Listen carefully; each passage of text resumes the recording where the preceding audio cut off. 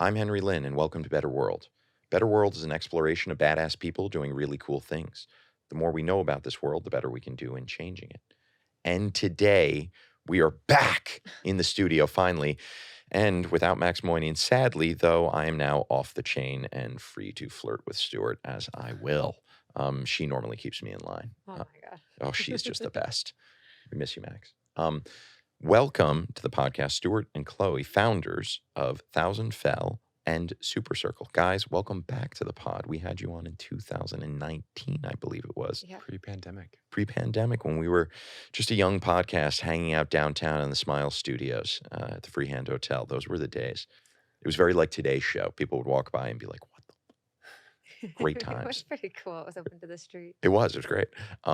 Guys, fashion is a horrific waster. We talked about this to some extent, and I've talked to no end about the billions and jillions of tons of crap that go into the waste stream from textiles, turn into methane, destroy the planet as a whole, children and babies crying in the streets, the whole thing, a tragedy, if you will. But you guys have developed a technology for circularity and then a subsequent circularity as a service for fashion brands. I would like to discuss the shoes to start and the genesis of this brilliant idea, and then talk about where you grew to, because this is now impactful on a much larger, more global scale. Fantastic. Well, thank you so much for having us back, and we'll hop right in. Should we start with how we met and how we started Thousand Fell? Oh, yeah, no, let's go with the love story. The love story's good. It sells. The love Let's story. do it. No, it's more the origin story. But Stuart and I met 9 years ago in China. We were both living and working in Asia. And both of us at the time were actually starting a career in fashion, but uniquely, I think the difference in starting a career in fashion in China, what we did versus starting here, is we were really close to the means of production. So factories and sample rooms and material sourcing trips. And there's a sample room on the campus that I worked at. Stuart lived next door to a soccer cleat factory I did, for yeah. 6 months in Dongguan. Wild. And really Outdoor unique meat markets. when you're like 22 to 24. No, no outdoor meat. Too far. Sorry. There are a lot of outdoor markets. Yeah. Democrats here. My bad. No, we're just a fan of the lab theory. Right. Let's go. And we were both really comfortable with manufacturing, prototyping, developing. So Stuart was taking at a fabric market. Stuart was taking sewing classes, and we started to think about product and product development. So we came from the brand side and really started to approach circularity from design for circularity. I then went and worked at Gap Inc. for 4 years. Stuart was working with various startups, but in both of those situations, we were hyper focused on waste. And just, we were obsessed with fashion. We always wanted to work in fashion, but when you actually get into it, you're creating so much season over season. You're overproducing to comp markdown sales that, and you're producing items that aren't being sold, that are being liquidated or burned or become liability inventory. And so we really became obsessed with this idea of, well, how do you continue to design, but how can you design designs that go away or that have an end of life plan, and what does that look like? Right. And so that's why we started Thousand Fell. So when we started working on this 5 years ago in 2018, it was, how do we manufacture products that have a true end of life path, that can be pulled apart, that could be either recycled or biodegraded? How do we pick between recycling and biodegradability? And really started on the journey in circular fashion. What does cradle to cradle mean? What does the industry need? And Well, let's define circularity for the Yeah. folks at home, just to be very, very clear. Please go ahead. do you want to take this one, or I got it? Yeah, sure. I can talk a little bit about it. So, really, the idea that we center around is componentry to componentry or fiber to fiber recycling. Old t-shirt becomes a new t-shirt. Old outsole becomes a new outsole. And there's a lot that goes into The end-to-end reuse of every single material that is in a garment. yeah, ostensibly. back into a garment of equal quality. And that's kind of the rub. So we've seen a lot kind of in the early days of like open loop recycling, where it becomes, a yoga mat, or it becomes insulation. Right, a different thing, right? Yeah, exactly. And this is really about garment provenance and being in fabric provenance, being able to bring it back to new garments of exactly the same quality. Okay. So I'm basically not a circularity guy in my dating life. I'm an open loop guy because they just all turn into different disasters. I get it. in most of the garments that you have that have plastic in them, you are not able to recycle, correct? I was told that when you have things like nylons, they have to be baked back down to the beads and then respun. Yeah, so each fiber is recycled differently, right? Mhm. So the ones that are the big problem are actually blended fibers, like cotton polyester. When you're mixing like a natural fiber with a synthetic fiber, if you go 100%, like we can recycle 100% nylon. The hard thing is when you like add in elastane or spandex into that to like make it stretchy and wearable. So it gets really tricky when it comes to like fabric composition. So you basically have a whole series of fabrics out there that aren't even eligible for any type of recycling. Exactly. And there's a lot that are like polyester, which is essentially plastic. Right. That's recyclable. How many times though? You can only bake it down. Yeah, you've got to actually start adding higher grade PET or rPET back into the pellets in order to get usable yarn. It's the Right. same So with, it's a same with cotton. vicious cycle. You bake it back down to a pellet. You have to add more plastic into Yep. it. And And it's the same with cotton, right? So like everything ends up in the water stream. when you shred cotton, you shorten fiber stock. Right. And then you have to add, virgin organic cotton back into it to actually be able to spit it into yarn. So that's like mechanical recycling. That's Right. like the majority of what's commercially available and at scale. There's a lot of incredible technology in the depolymerization and chemical recycling space. Teams like Evernew, RenewCell, Circ, Amber Cycle that are thinking about ways to turn a polymer back into a monomer Right. and then build it back up into Right. the exact same zero loss or like negligible loss, which is incredible. So what we're seeing and kind of what we Most saw. plastics are polymers, most replacements for plastic, biopolymers. Yep, exactly. It is still the same chemical strong bond composition. Exactly. And what we're seeing right now is that this was kind of, I think, where Chloe was going, is that when we started Thousandfell, what we noticed is that the material R&D on the front end of the supply chain was really established and pretty Right. mature. People were doing some really cool things with, like you mentioned, biopolymers, so using like natural polymers to replace oil and petroleum. People were doing a lot of really great stuff with natural alternatives, coconut husks, sugar cane, corn waste. Right. And what we saw on the other end of the supply chain was the recycling infrastructure was actually pretty mature, especially the mechanical recycling infrastructure. Right. And there was a really rapidly growing chemical recycling component there too. It was all the stuff in between that was non-existent.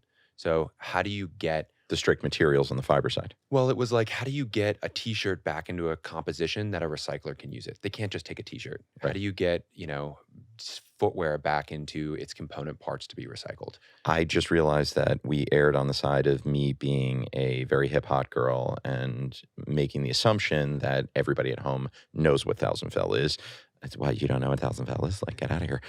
It is a shoe company predominantly. So I am wearing a hoodie from you guys. You did some follow along accessories, fashion Yep. pieces. But by and large, the majority of your line are sneakers, correct? Yeah, that's right. Do you want to speak to that? Yeah, I can. So my background really is in footwear and footwear manufacturing. So what we essentially did early on was we looked at existing footwear infrastructure. So you looked at the recyclability first before choosing your product. Yeah, exactly. But we realized that we needed to be able to mass produce these products too. So we couldn't do like Adidas has done the Futurecraft loop where they do TPU welded bottoms. Like that's really hard to scale.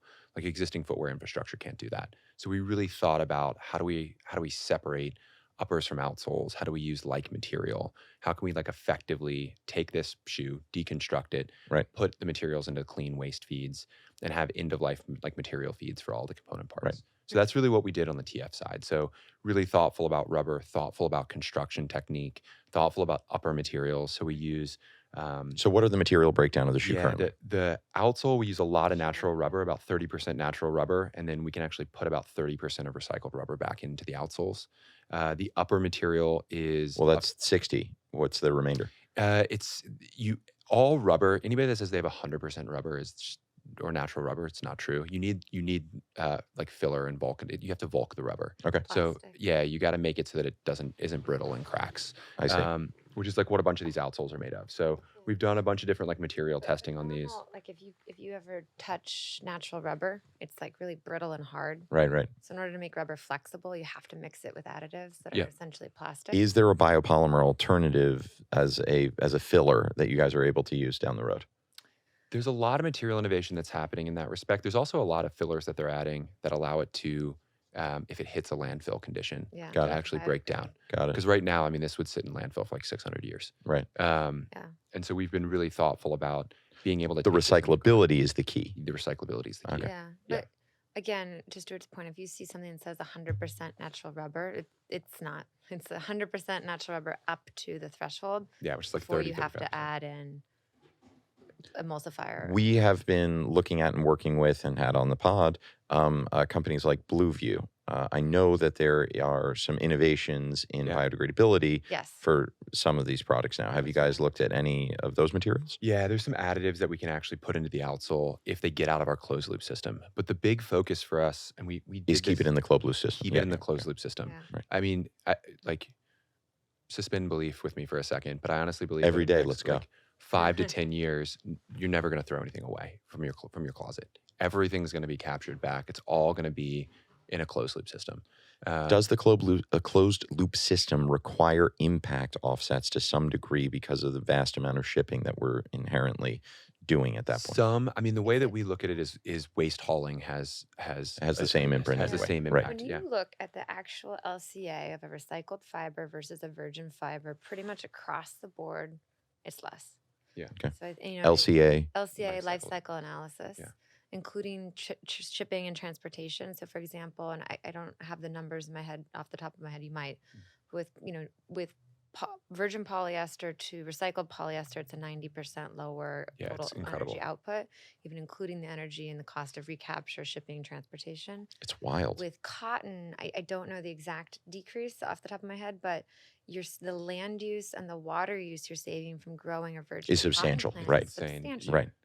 So that and as Stuart mentioned, there's already energy involved in waste management and energy. So the involved in key waste focus hauling, here filling, etc. is that you guys solved a better equation Yeah. through reusability Yeah. than you did through something that is linear, virgin, Yep. Yeah. and then biodegrades goes back. Yeah, That's right. exactly. Yeah. And circling The math just makes circularity math is better. Yeah. clearly going back to like the what is circularity question, like the very bare minimum. It's currently we're in a system that's make take waste, and I think what people leave out in that equation is that waste has energy and waste Yes. takes resources, and waste also creates Even if it biodegrades. Right. even if it's biodegrading, the offset. So circularity is better math, and 100%. The runoff, the pollution and the methane and the runoff Yep. from landfilling, it's terrible. So in almost every equation, circularity is better. And we are at the point where we've just produced so much. One of our That's a big bong moment, right? So like we should sit with that just Yeah. for a second and recognize that what you guys have identified Mhm. through a lot of analysis in life cycle, in material, Mhm.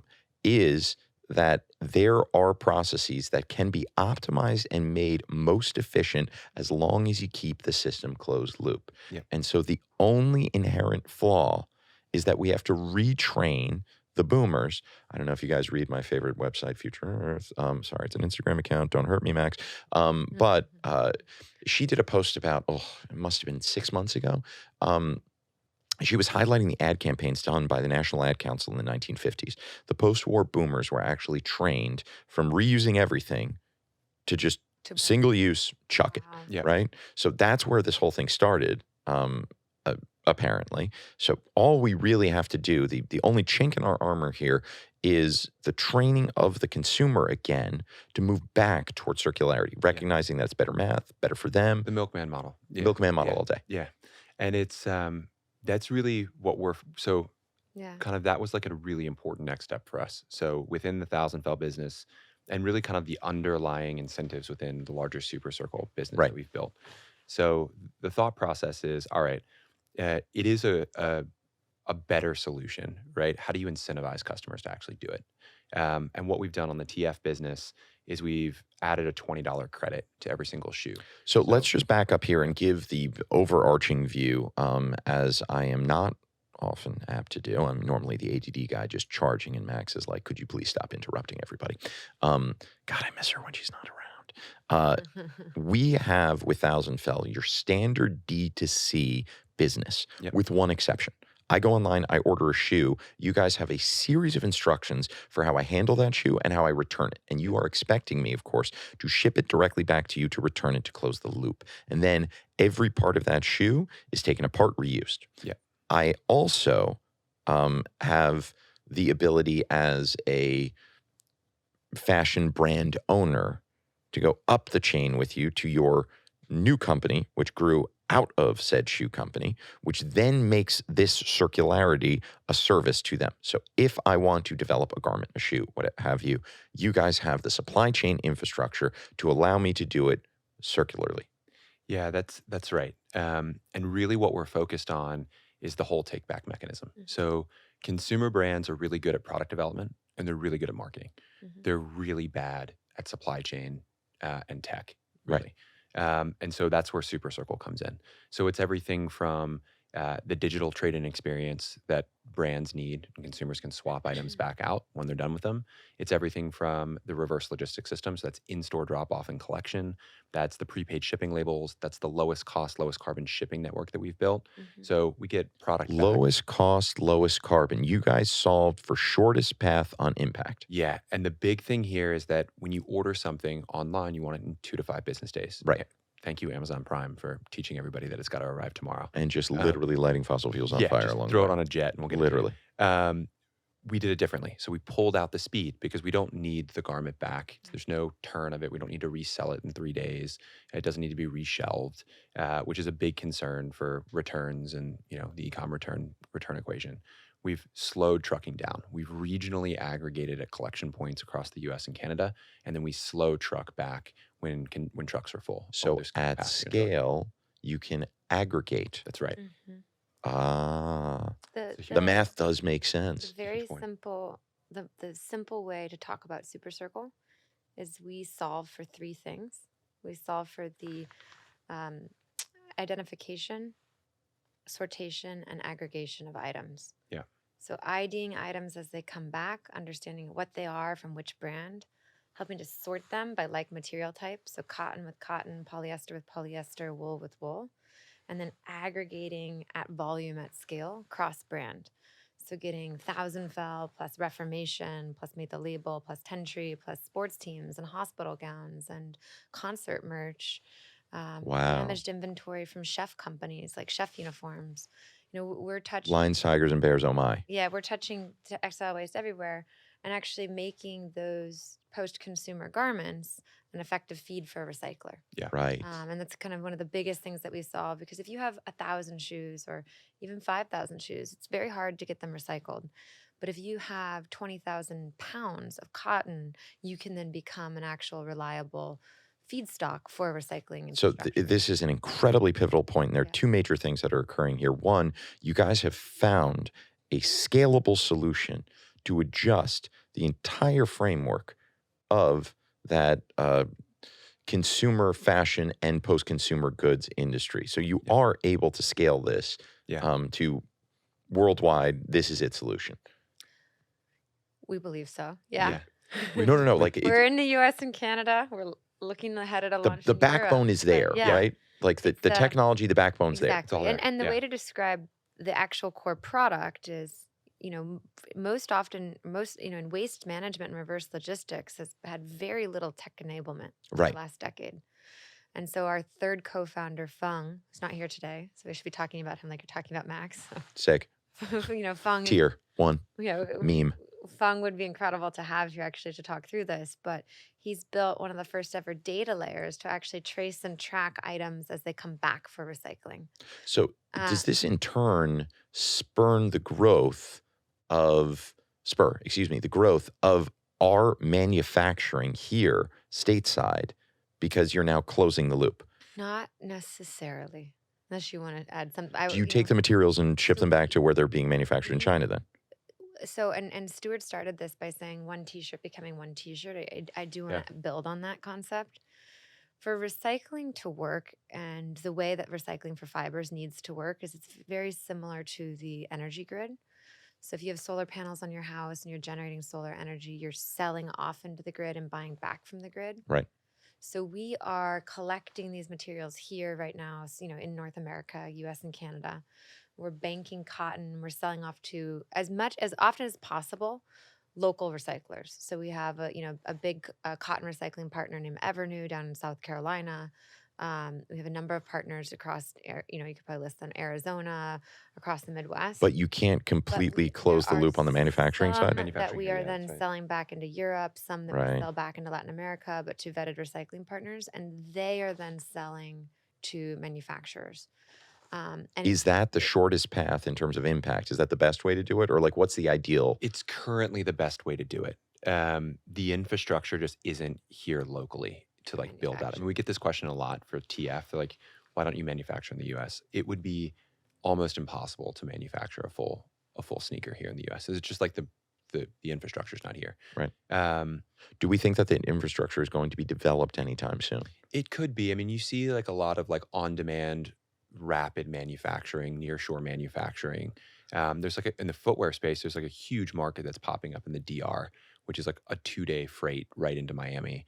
So people are thinking a lot about that. I think that Is it necessary in order to negate the negative impact as a whole? Or does it become actually manageable? If you look at this from here's the entire pie of global emissions, just Yeah. the big board, right? And let's assume that renewables start taking over for electricity. Let's assume that you start migrating to electric vehicles.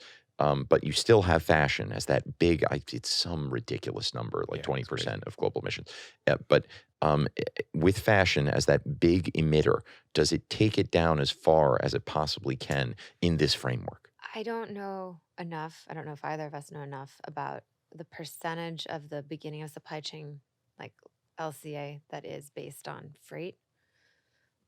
You might know actually based on the Right, $1,000 that's the LCA. rub. It's the Yeah. moving around of the stuff. On the waste management side, a lot of our waste is already, again, when you look at the flow of not only clothing waste, but plastics waste, post consumer electronics waste, a lot of the waste in the global north already heads to the global south. yeah, it gets Right.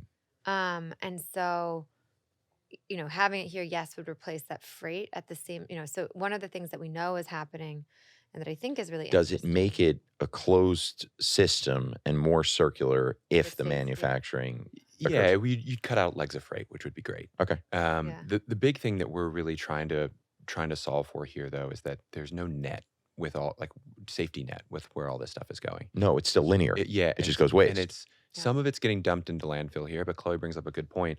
A lot of it is getting baled, shipped into India, Africa, and Latin America.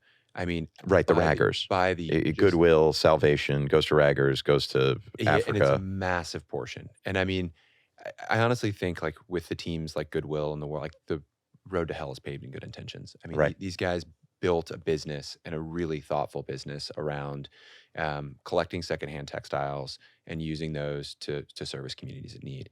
And the fast fashion economy has just totally overrun Right, and now those we're just outlet flooding channels. them with and they don't know what garbage. to do with it. And Right. so a lot of that's again going into West Africa, India, and Central America. This conversation has been so fascinating that I haven't even gotten another bad joke in. That's how good we're doing. I would like to also point out that the two of you are rock stars in circularity. Now, the audience will not have seen your most recent speaking engagements at the Soho House or otherwise. And I'm sure that you guys have more coming up with Earth Week and then Circularity Week thereafter. Stay tuned for more information on Circularity Week, people. But I would like to point out that this stuff is so fascinating that people are actually talking about it, digesting it without a sugar coating.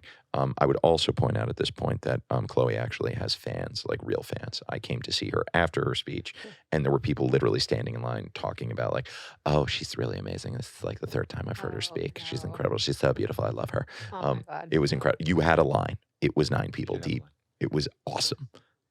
It's you know what? So it's really in the zeitgeist, right? We're talking about it. It is so incredible for us to see this change over the last 4 years. It's been crazy. Right? It's And, wild. an anecdote we have less But on like literally, no one's talking about it 4 years ago. No. We're hanging out in the free hand. Our first Now you have Our fans. first 3 investor decks all had slides that explained what is the circular economy. Right. What is circularity? What does circular fashion mean? Right. And now there are $100 million plus funds, $1 billion funds Right. around investment in the circular economy. Yes, We're cool. now a part of an accelerator at Google on the circular economy. We have 150 to 200 people a month come to Soho House just to talk about the circular economy. Yes. And it's like, What's it like being badass incredible. pioneers? It's great. You guys are the Kardashians of circularity. How does Oh that my look for you? God, I don't know about that. But Sorry, You I'm you withdrawn. remembered Bad us when we would analogy. have like 20 people on a Zoom call and we'd be talking about sustainable fashion and defining circularity, and now there are classes at FITM about it. And Yeah. I don't Right, know. you walk into Gallatin now and you're a rock star. No, I don't think so. I don't think so. But it's Professor's like, really, ladies and it's gentlemen. exciting because I think we all feel this. We are catapulting towards a cliff, towards a precipice. And I think the urgency in the fashion space, we're just not moving fast enough. Right. And what I was about to say is, and Stuart kind of alluded to this, but we are producing just so much right now. Too And much. Too much. much. Unsustainably too We much. have enough cotton in circulation today To not produce cotton again. Ever never again. produce cotton ever again if we could only effectively recapture and recycle it. And what's happened is the rise of mass production and fast Let's fashion. restate that. That was We're restated. literally losing cotton in this linear economy when we have enough. Yeah. We have enough. It's And we don't have to waste all now of that until- water and now growing until more. the end of time. We could shut every cotton field down. Like we would never, like land use, water use to create new cotton. Pesticide. Shut 'em use. down. Pesticide use. We could just turn it into stitch grass, capture all that carbon. Let's go. I love that. Exactly. And, but we just don't have the systems that play to recapture these materials. And Right. the same goes in many different consumer product industries when you're looking at, heavy metals and battery technology Yeah. and So there's a Plastic. massive resource allocation problem. There's Yes. resources just being lost we're just every day. just Gone. creating new, Yeah. creating new, wasting it. And we're running out of new resources to pull from. Right. Um, So you've very, very clearly laid out a couple of important things, and I want to dive into some of the bigger things that the individual can do. But you've made it very, very clear that the first step is in shifting your thinking towards circularity by just saying, I'm going to buy a thing and I reuse it to the greatest extent that I can, and then I send it back. Yep. Exactly. I am becoming very, very familiar with the fact that the things that I buy don't go into garbage, they go back. Yeah. Yep. And I have to buy from people who take it are back. circular and take it back. Yep. Also, if I am a producer, I have to produce things circularly. Exactly. And there are some really great resources that are about to become available on supercircle.com. Everybody go check out supercircle.com just for fun. Did I get that right? Circle.world. Supercircle.world. Charlie, It's a what global you movement. asleep back there, man? You're supposed to be the Alex of this pod, all right? God, I'm just jumping without a parachute today, people. Supercircle.world. And you guys will be releasing ongoing helpful tips, solutions for Brand. these individual brands, these new brands who are ramping up, and even some of the old people who are like, what's circularity still? Mhm. Right. So go check those out. But at the bigger level, outside of just educating yourself, what are the political movements that need to occur? Mm. Yeah, that's really interesting. So let me back up and say one thing really quickly first. 5 years ago, when we launched TF, the idea was to launch technology and infrastructure for the industry. Right. And we were just wholly convinced that the industry wasn't ready. Since then, in the past 4 or 5 years, the Global Fashion Act has been signed and adopted by the Inditexes, the H&Ms, the Uniqlos, PVHs, LVMHs of the world to start pointing their like large businesses towards circularity. Right. And these leaders are taking it very seriously. So we've been in the room with a lot of these CEOs, and they're incredibly focused by 2025 and 2030, moving production and moving kind of the larger business model towards circularity, which is incredible. These are That's a big win. These are big ships to Right. turn, and they're actively Right. doing that. What's nice and kind of our opportunity here is to let them know that great, the technology and the supply chain is actually ready right now. You can implement this and roll this out. Let's go. Which is great. So that's been awesome. The other things that we're seeing too is that there's a lot of legislation, predominantly in Europe, that's already gone live. France, Germany, I think the Netherlands as well. By 2024, 2025, it'll be all of EU and the UK with extended producer responsibility. So now brands over 100 million, which is it seems like a big number, but it's a vast majority of brands, are actually going to be responsible for their waste, for what they produce, for the excess inventory that they have, Right. and very soon the inventory that they sell to consumers. So this is really going to galvanize that behavior change, at least internally within the brands. Mhm. And if you can get the brands involved and you can get them bought into that, it's going to make systemic change within the consumer and consumer set. So that's huge. The same sort of like extended producer responsibility EPR laws are also coming into effect and on the docket in the US. So California just passed something. There's the Fashion Pact here in New York that's also up for vote, doing the exact same thing. Doesn't take it quite as far as what's happening in Europe, but is a really great first step. And what we're seeing is that the leaders within So these the voting on topic here actually is key. yeah, and it's what's awesome is that leaders in these businesses are taking it super seriously. They're like, the conversations we're having are, it's just been passed in Europe. We're going to assume that this is going to be in all major markets in the next 5 to 10 years. Right. And so they're making really big moves. Do we have to with headcount petition? and with Do we budget. have to email? Yeah. So the green guides are being rewritten, which is huge, which is Right. about how brands can talk about sustainability. Right. Really trying to pull back on what is greenwashing and you know, not saying an item is sustainable just because it has a recycled hang tag. So that's been huge. The thing that we're really interested in is right now there are tax incentives for donating clothing. There's tax incentives for destroying clothing. You can mark it down to 0 and burn it. There are no tax incentives for recycling yet. God. So that's going to be a huge like focus of us and sort of like Just within gotta our move those industry. focil fuel subsidies over there. Exactly. Yeah. But whether that comes to fruition or not, the industry is taking it really seriously as if it already has, and I think that's the big thing.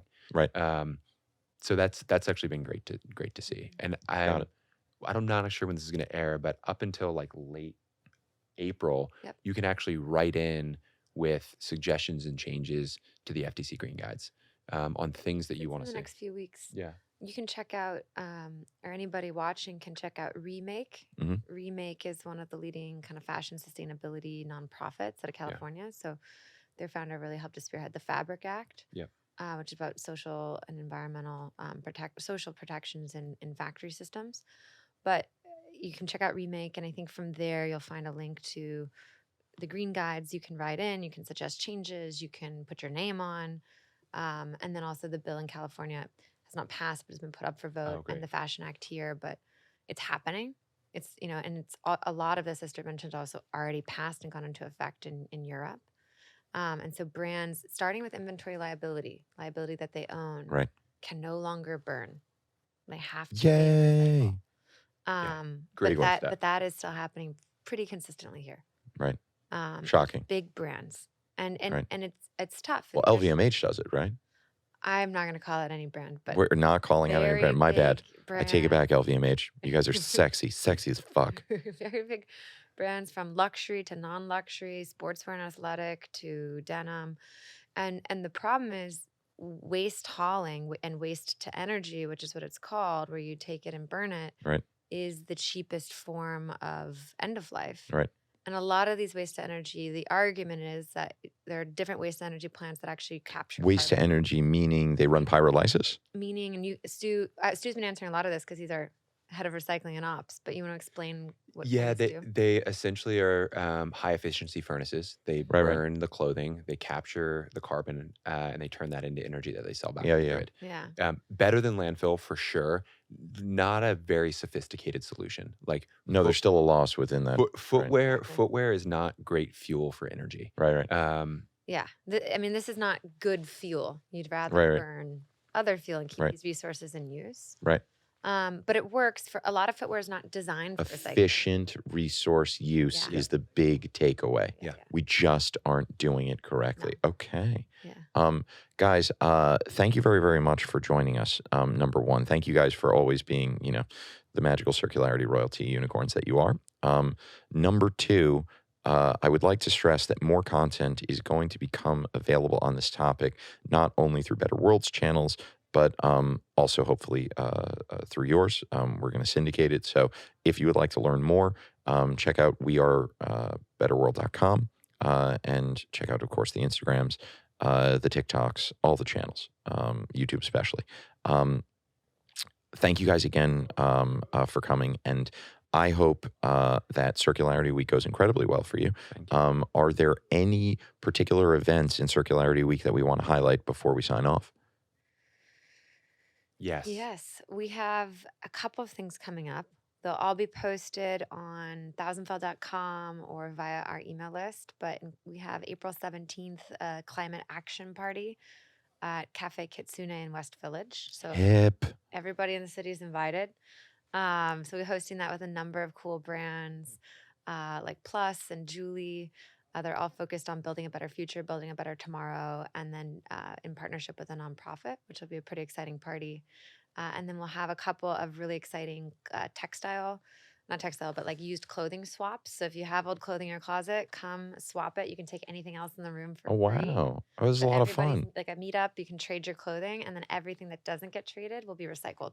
So we'll take it back through Super Circle and effectively recycle the items. Yeah. Charlie, how are you leaving me off the fun Wow. invite list, man? What the That's on fuck? April 5th. You know, like all the cool stuff with all the cool kids, and I got to talk to accounting? What is this? It's horrible. The Accounting's great. We love you guys. Sorry. Charlie's working to plan all of this in the back end. we'll also still have the same meetups and panel discussions at Soho House, Yeah. Right. Ludlow House on the Lower Right. East Side. There's So one for on those in New York. May 2nd or 3rd, Charlie. Third. 3rd. Third. On May 3rd, we have a panel at Soho House, and there's also one in April, Charlie. We will have this Yeah, we'll have it all all. available for you guys. Check all the intertubes. It will be Yeah. there. Thank you guys again for joining us. I appreciate it. I'm Henry Lin. This has been another episode of Better World, one of our first for YouTube. Join us again when Max Moynihan comes back and puts me back in line so that there are no more bad jokes. Thank you, and help make the world better.